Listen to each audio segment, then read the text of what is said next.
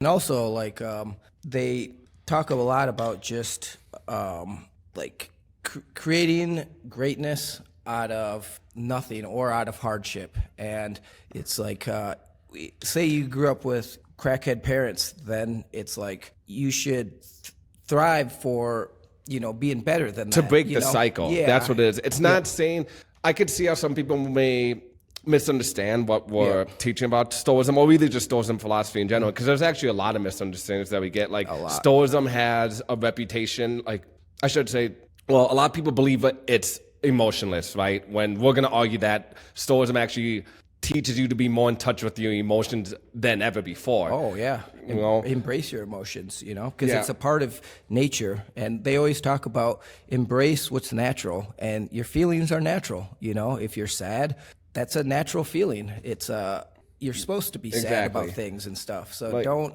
shy away from your emotions. Accept your current role and position in nature, but also be willing to break the cycle if you don't like your current situation. It's a big thing. So when we say things like, oh yeah, be the best, gas station clerk you can be, that's because it's your current situation. We're not saying accept that and that's your destiny, end all be all in life. And then that's where the courage comes in, because you got to have the courage to be able to say, hey, you know what? I don't like being a gas station attendant. Right.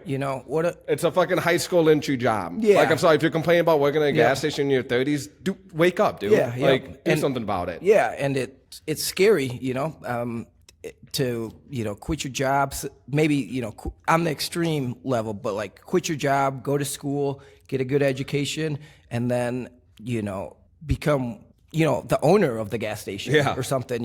It's like you can always better yourself, but you just have to have the courage to be willing to at least try to better yourself. And it's natural for people to want to make better situations out of hard situations. And it's like, look at animals, like if they get trapped or they're starving or something, they're not going to accept it. They're going to, work as hard as they can to find food, to get out of that trap, and it takes courage, but it's something that you have to be willing to do to live a good life. You have to be willing to realize you're in a bad spot and say, you know what? I don't like this spot that I'm in right now, and I'm going to do what it takes to get out of this spot.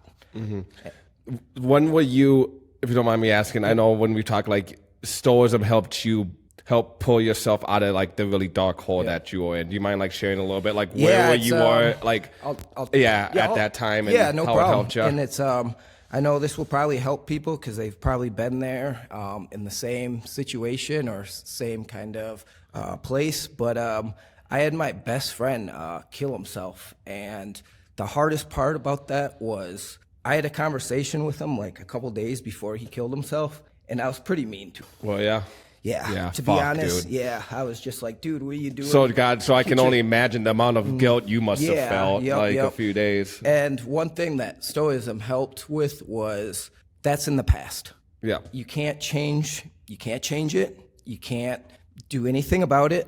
And I'm letting myself tear myself up. You're letting this thought take control. Yeah. And that's another like key principle of philosophy. Don't let your thoughts control you. We control our thoughts. Yep, exactly. And then another thing was they say like take that pain and learn from it and grow from it. And that's what I did. I after that I became a way better friend. You know, it's like friendship is so like big for me now because I lost like someone that was so close to me, and I never want to have that feeling again of this dude was reaching out or this guy was like crying for help, and I pretty much like don't be a pussy, Bo. Yeah, come on, that's pretty dude. much kind of what I was, because I mean he was my best friend. He was a Muay Thai fighter. But you also felt you could be like a tart on him like that because you were so close. That's why I was, because I was doing the tough love. You know, and like because he was this guy was a huge 6'2", huge Muay Thai fighter, just diesel, and he got into alcohol and became a really bad alcoholic, and he slowly killed himself on the alcohol. And the the last like couple things I said to him was just like, dude, what are you doing? Like, stop being an idiot. Like, come on, man. Like, sober up. Like, look at you. Yeah, you're a let's machine. Start working out. Yeah, get back to where you were. You were a beast, dude. Stop freaking, And so I had to.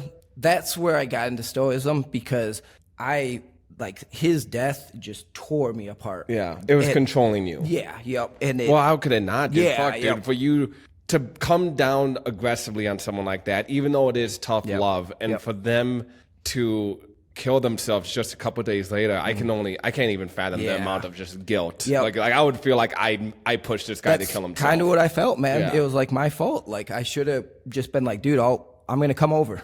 Right. That's what you wishing you were more like sympathetic, showed a little more empathy. I'll just be like, dude, I'm going to come over. We're going to work out or we're going to go for a walk or something, get some fresh air.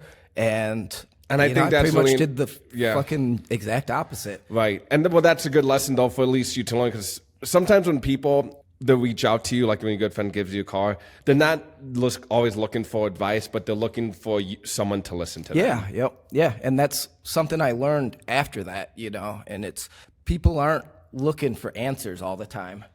People are sometimes just looking to be heard, and it's a lot of people in life don't feel like they're heard.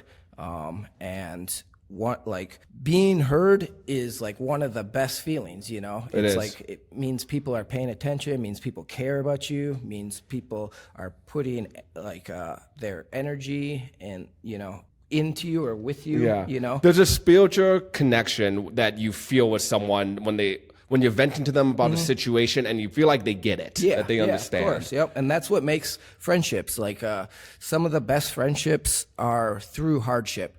And that's one reason, like soldiers, it's pretty crazy, but like a lot of soldiers say they enjoy being in war more than being like in the civilian life. Yeah. And it's because in civilian life, you don't have that camaraderie. You don't have that friendship. You don't have that person next to you that is going to die for you, and that you're going to die for that guy. Yeah. And it's opposite. Yeah, when you're in the cubicle at office and there's an active shooter, you're pushing the guy next to you over. You're tripping that dude. Yep. Sorry, Bo. Yeah, beta the bear. What is it called?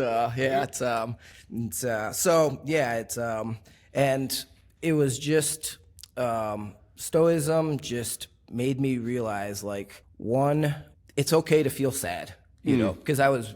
Well, especially being a man too in today's world when we're told we're not allowed to. Yeah, And before this, I wouldn't even tell this story. I was so ashamed, and I was sad about it and stuff.